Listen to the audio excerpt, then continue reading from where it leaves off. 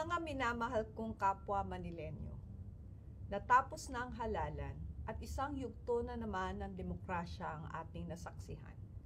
Isang araw kung kailan lahat tayo ay may pantay-pantay na kapangyarihan. Lahat tayo ay nagbahagi ng ating saloobin sa kung sino ang nais nating mamuno sa ating lungsod sa susunod na 3 taon.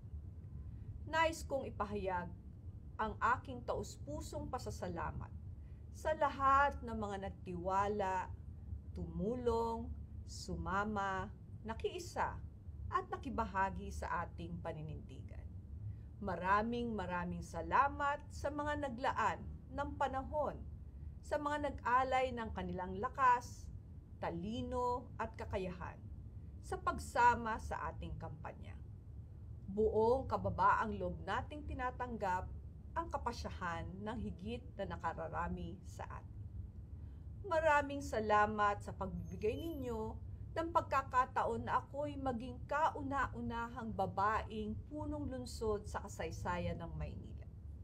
Buong pagpapakumbaba kong ipinagkakapuri ang malaking karangalan na ipinagkaloob nyo sa akin. Mula noon at magpahanggang ngayon, taas noon nating inaalay ang tapat at totoong serbisyo sa mamamayang Manilenyo. Habang buhay kong handog sa inyo ang pagmamahal ng isang ina at kalinga ng isang doktora. Muli, ang taus-puso kong pasasalamat sa inyong lahat. Sa Diyos natin ibigay ang kapurihan at karangalan dahil sa Kanya nagmumula ang pinakamagandang plano para sa bawat isa. Patuloy nating gawing makabuluhan ang bawat hakbang sa paglalakbay natin sa mabiyayang buhay.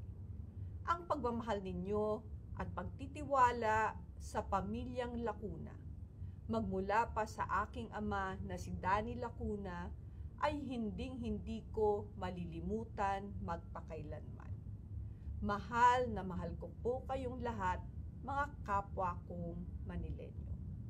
Pagpalain tayo ng poong may kapal.